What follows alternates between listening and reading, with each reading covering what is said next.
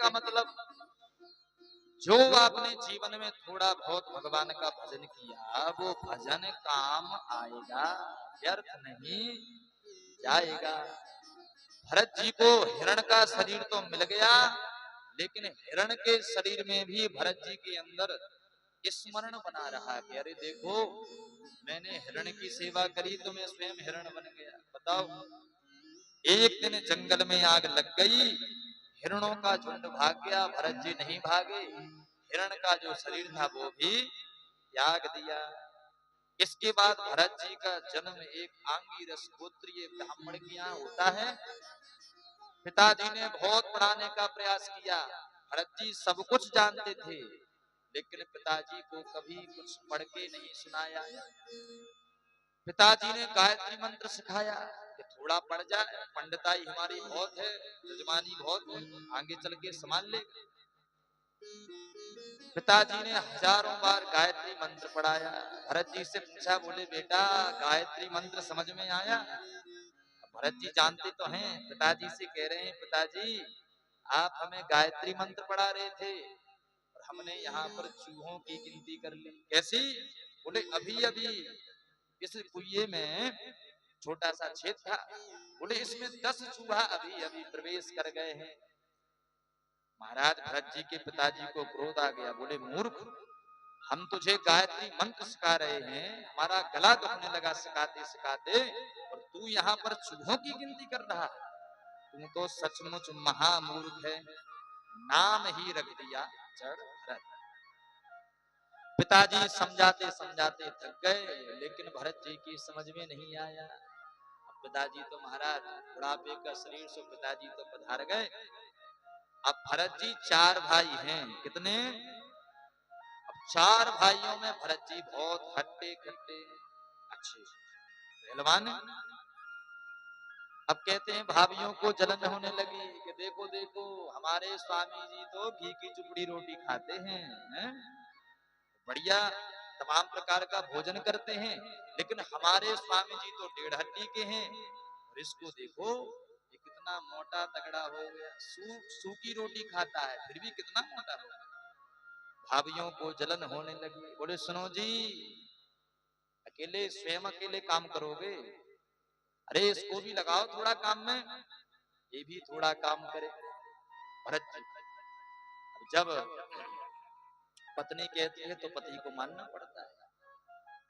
भरत जी के भैया भरत जी के पास गए, बोले सुनो, अरे चलो खेतों पर काम लगा है, हैं? बहुत चिड़िया आ जाती हैं, पूरा दाना पानी चुन के चली जाती हैं, चलो तुम खेतों की रखवाली करना। भरत जी को खेत पर बैठा लिया। कहते हैं खेत पर बैठा कर भरत जी के भाई तो चले गए, चिड़िया आने लगी। अब भरत जी सोचने लगे कि बताओ मेरा क्या है? ना तो मैं इनको देने वाला, ना मैं इनको खिलाने वाला। अरे देने वाले तो राम जी हैं। चिड़िया आने लगी, भरत जी और बुलाने लगे। जितना खेत था, जितना भी उसमें दाना पानी था, सब भरत जी ने चुनवा दिया। अरे राम जी की चिड़िया राम के खेत, अरे खाओरी चिड़िया, अरे फल फल के पेड़। भेजा कह के लिए था? खेत की रखवाली के लिए। अब भरत जी ने पूरा खेत ही खाली करवा दिया। बाद में भाइयों को पता चला तो भयंकर गुस्सा आई, बोले पिताजी सही कह रहे थे, तू सचमुच महामूर्ख है, किसी काम का नहीं है। भाइयों ने कहा, बोले चलो थोड़ा यहाँ पर खेत में गड्ढा कर दो, थोड़ा सा ज्यादा बड़ा मत करना। भाई तो काम बता के चले गए। अब भरत जी मूड़ी आदमी, अब भरत जी को कहा था थोड़ा सा गड्ढा करना, भरत जी ने बहुत बड़ा कुआं खोद दिया। भाई बाद में आए तो भयंकर गुस्सा आई, इतनी गुस्सा आई कि घर से बाहर ही निकाल दिया। कहते हैं भरत जी ने बाद में राजा रहुगण को बड़ा सुंदर उपदेश दिया है, जीवन में सत्संग हमें जरूर करना चाहिए। राजा रहुगण को बहुत सुंदर उपदेश दिया। एक सिंधु सौवीर देश का राजा था रहुगण, कपिल भगवान के आश्रम में सत्संग सुनने जाता था। उसको भी बड़ा सुंदर उपदेश भरत जी महाराज ने दे दिया। एक राजा था, उसने प्रार्थना करी माता रानी से, हे मैया, यदि मुझे पुत्र प्राप्त हो जाए, संतान प्राप्त हो जाए, तो मैं आपके मंदिर में नर बलि चढ़ाऊंगा। भाई माता तो बड़ी दयालु है, माता जी का ऐसा आशीर्वाद कि उसको पुत्र संतान हो गई। अब उसने सोचा, बोले भाई नरबली कहां से लाएं? तो सैनिकों को आदेश दिया, बोले जाओ रास्ते में जो मिल जाए उसी को पकड़ ले आओ, उसी की बलि दे देंगे। और तो कोई मिला नहीं, भरत जी मिल गए। सैनिकों ने भरत जी को पकड़ा, बोले हाँ ये तो बढ़िया हट्टा हट्टा कट्टा है, तगड़ा है, इसी को पकड़ ले चलो। भरत जी को ले गए, महाराज नहलाया धुलाया, बढ़िया मालपुआ छनाए। भरत जी सोचने लगे, बोले बात क्या है भैया, आज तो बड़ा स्वागत हो रहा है। बढ़िया भरत जी को भरपेट भोजन कराया और बढ़िया तिलक लगाया और दुर्गा जी के मंदिर में ले गए।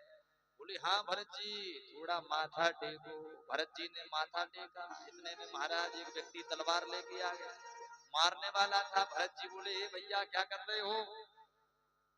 तो कहता है, बोले सुनो महाराज, भोजन मालपुआ फ्री के नहीं थे, हाँ जैसे तुमने वो बढ़िया चकाचक खाए तो इसको भी स्वीकार करो। भरत जी सोचने लगे, बताओ बड़ा अजीब संसार है, पहले खिलाता है और फिर मारता है।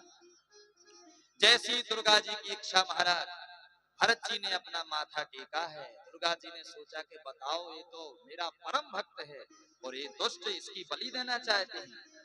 जैसे उसने महाराज तलवार उठाई तो कहते हैं मंदिर में से भद्रकाली प्रकट हो गई हैं। बोलिए जगदम्बा माता की। भद्रकाली प्रकट हो गई। जितने सैनिक वहां पर खड़े थे तुरंत महाराज देखते देखते सबके सिर ही धड़ से अलग कर दिए। 2 मिनट में सन्नाटा का सन्नाटा छा गया। भरत जी समझ गए साक्षात दुर्गा जी की कृपा हमारे जीवन में हो गई। बोलिए जगदम्बा मातु की जय। तो भरत जी महाराज तो अब तो माता रानी से प्रार्थना करने लगे। तो भाई हम सब मिलकर भी माता रानी के श्री चरणों में प्रार्थना करें, क्योंकि उन्हीं के पावन मंदिर प्रांगण में बैठे हैं। एक माता रानी का बड़ा सुंदर भजन, बोलिए बगाज माता की जय हो। तो बगाज माता को कौन कौन अपने अंगना में, मन के अंगना में बुलाना चाहता है? बुलाना चाहते हो कि नहीं? हाँ बुलाना चाहते हो तो हमारे साथ बड़े ही भाव से गाएंगे, बोली बगाज मैया की हरि अंगना पधारो महारानी, मोरी शारदा भवानी, अंगना पधारो महारानी।